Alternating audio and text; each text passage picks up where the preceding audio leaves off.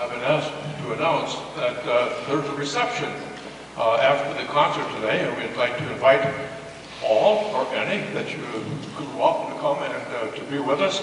So be sure to stop by. The goodies are free, and you can't beat that.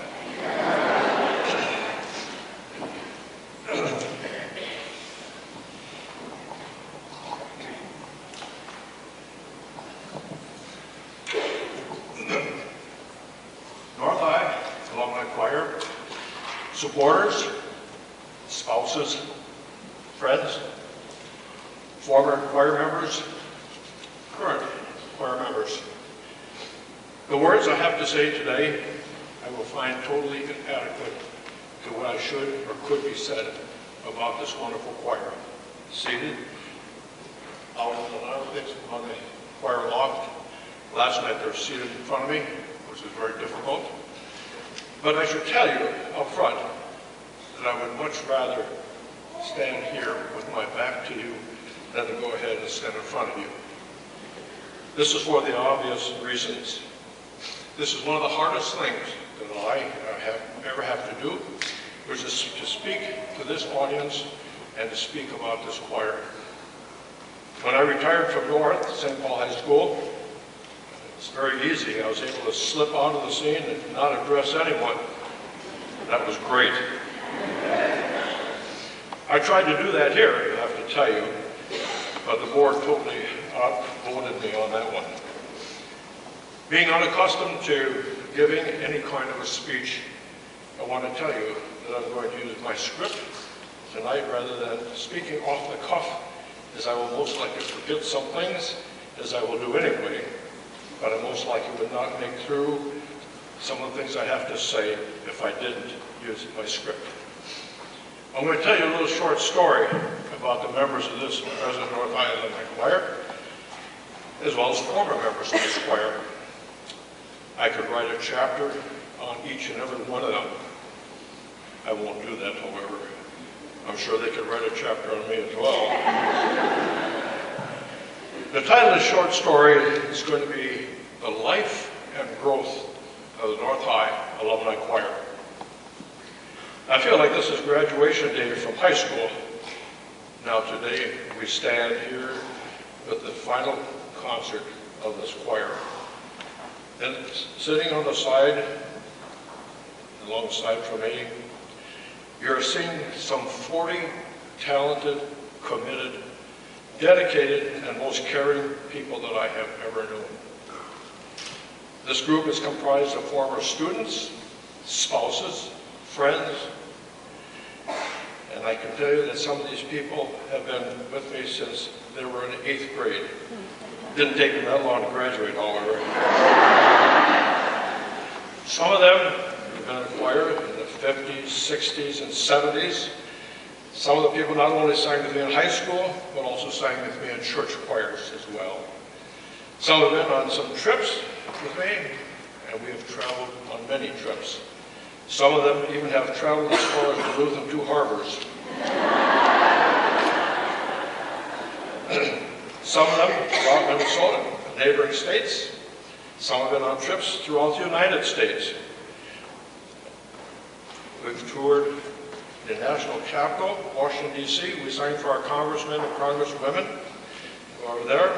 We've been to Kansas City, contests, and some of you have even gone on concert tours to Europe.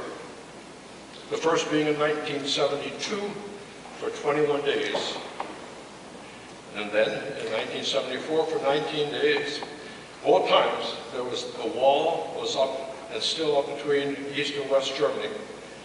Quite scary times, and history was being made in Europe at that time. Finally, in 1985, for 15 days, the wall was coming down.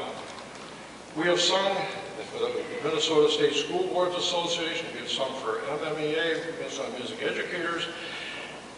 I should say here, these people even remember as fundraising ideas, we were making popcorn balls till 2 or 3 o'clock in the morning to raise money for our trips. Remember all this fundraising? World's finest chocolates, selling fruit, Christmas concerts at the mall, Some of you, as a choir, sang at Jean's and my wedding. Some of you had showers for Jean when we had our 2 children. Some of you will remember when I carried Carl Jr. across the stage, balancing me in one hand high above my head here, and everybody gasping. The list goes on and on. We've done a lot together. We've shared a lot. We have stories and memories that will remain in our hearts. As you might guess, this is a very emotional time for all of us. It is for anyone who is doing something for the last time. Tonight, as they stand here, this marks 20 years of existence, formed by Linda Bauer-Smith and Vicki Peters, who formed this group to sing at an early retirement of mine, 39 years of teaching in North St. Paul, thus making it 40 years of teaching after having taught 1 year at Cleveland, Minnesota. The choir had such a good time at that time, they wanted to continue singing. And so I was asked to direct them, which I've done for the past 20 years. Now, due to extreme financial obligations, with all of us getting older, with some of the bodies deteriorating, it has been decided that we need to submit to the obvious. Dr. Renee Clausen, director of the Concordia College Choir, Moorhead said, and I quote, "A guiding principle in the pursuit of excellence over the past 27 years of my work with the Concordia College Choir has been 50% head, 50% heart. In other words, you may sing with the most sincere emotion and heart and sing badly. On the other hand, you may sing with complete intellectual clarity, vocal precision, and stylistic accuracy, and move not one. It is no mistake, I think, that the Creator places your voice exactly halfway between your head and your heart, both forming each other in the act of beautiful singing." End of quote. There may have been times tonight where you may have seen me to go this here, okay? Mind, my heart, and my voice. I did that to them tonight. As they performed to you today, you might have noticed that they totally put that all together. They sang with their minds, their hearts, and with their beautiful voices. Great job, choir. Good job.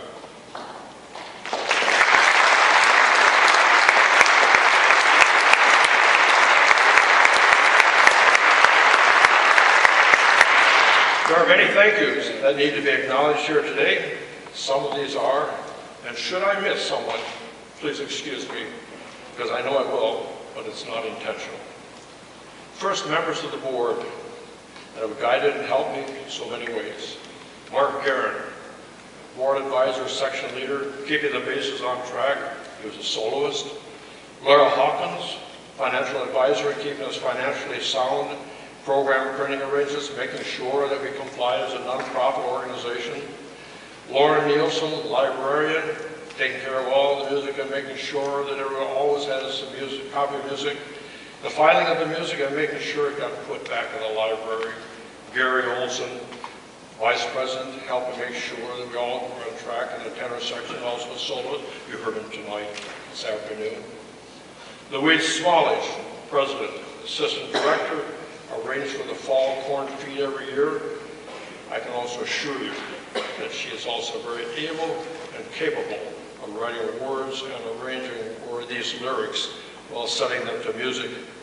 She always had surprises, especially when it came to my birthdays and special events. We'd like to thank First Lutheran Church for allowing us to rehearse and perform in this beautiful sanctuary. Helen Paul accompanied my choirs in high school for many years. Went on many choir trips with my choirs as an accompanist and chaperone. She accompanied the alumni choir until she had surgery and found it was difficult to play it, and chose to still sing with us, making arrangements to rehearse and perform here at the First Lutheran Church, totally supporting our music programs. It was easy to sing here because her son-in-law is pastor here. I don't know who's involved, but anyway, she has so many occasions been so helpful to me and has been an advisor to me. I consider her a very dear friend, both to Gene and myself. She's a stickler for details, which which I appreciated so much, and the list goes on. And Gleason, former singer and soloist, former board member, always making sure we had enough printed music, making posters, printing tickets, flyers for advertising. She all has contributed so much. Our wonderful accompanist, Sandy Younger, our accompanist. She's a very talented person, has been a delight to work with. We all appreciate her for her talents and her smiles, and for all the help that she has given us. She has been such a gift to and for us. Pat Fossum, always making sure that the choir concerts were advertised in the 622 review program, letting them know when our concerts were and encouraging them to come to our concerts. Christian Razzo, responsible for printing it and putting our programs together for the past 10 years. Robert and Stephanie Kelsey for videotaping our concerts.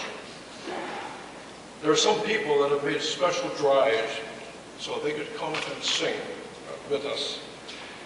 Claire McReynolds, been driving down from Park Rapids, Minnesota. And the irony to that is he developed laryngitis and couldn't sing last night or tonight. Mary Paladin Reynolds, you heard her, driving down from Virginia, Minnesota. Barb Tully Burton, driving from Stevens Point, Wisconsin, to be here. All these people have given so much extra. And of course, Mr. and Mrs. Claus and Terry Bang, all the way from the state of Oregon, to stop by and honor us with their special music. We thank them. But they came here because they wanted to sing the Beautiful Savior one more time. As I mentioned earlier, the singing of the Beautiful Savior has been sung at every one of our concerts since 1966. I was always reminded, though, that we sang it before that. So when I didn't do it, they reminded me. I wish to thank all of you who have either sung with us previously, or for those of you who have been in the audience for all of these years and supported us. I especially wish to thank you spouses or friends for allowing your spouse or friend to come and share their time and talents with us. Without the total support from all of you, this could not have happened. Choir, thank you so much for your time, your talent, and your support that you have given to all of us. You're a wonderful group to work with and to be with. I personally will miss seeing you and working with you on Monday evenings. You know, we started out, we were only going to rehearse once a month. Then it went to twice a month. And then it went every week. And then it went every week plus special rehearsals and sectional rehearsals. This all happened because they wanted to be better. You have come a long way, and I salute you. And I say, may you always strive for perfection. Remember, don't be satisfied with mediocrity or with anything but giving and doing your best. Finally, tonight, but not least, my family for their support.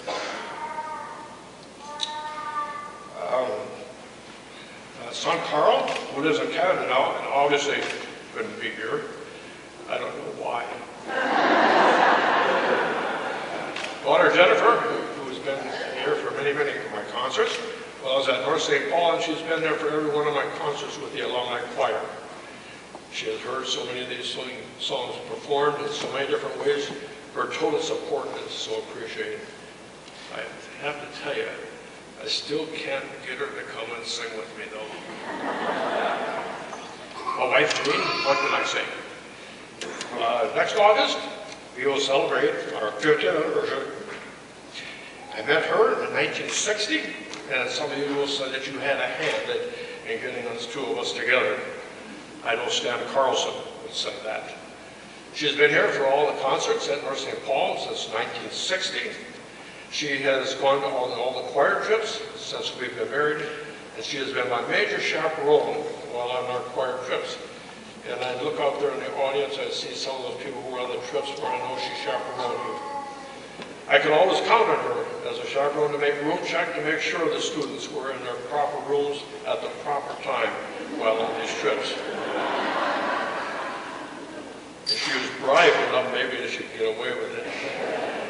She has been my pillar of support throughout all these years, and she has been my confidant and my biggest cheerleader.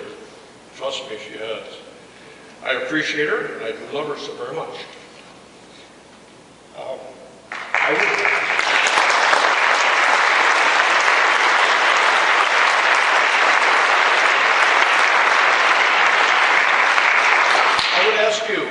ask you, the audience, as you see these wonderful people this afternoon after the concert, take time to congratulate them and say a big thank you for 20 years of coming and performing and singing for you. Now is the time to free up their Monday rehearsal times and all the extra rehearsal times that they've so freely given of themselves. Now some of them will be free to spend more time in their Florida and Arizona trips without feeling guilty. I would like to encourage and be hopeful that these wonderful people will continue to sing in some other choirs, whether it be in church choir, community choir, professional, or wherever. But don't lose what you've gained here.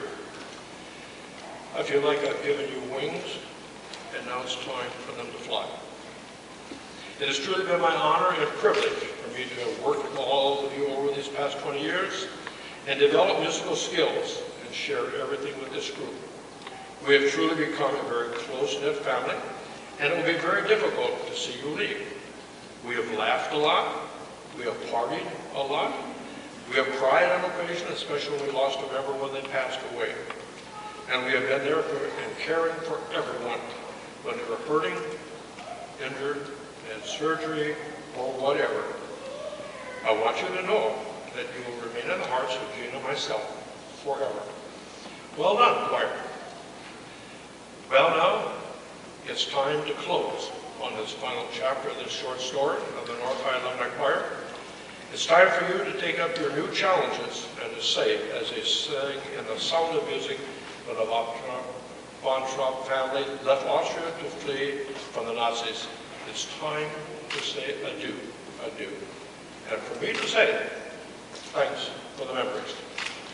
Merry Christmas to everyone, and always remember the true meaning of Christmas.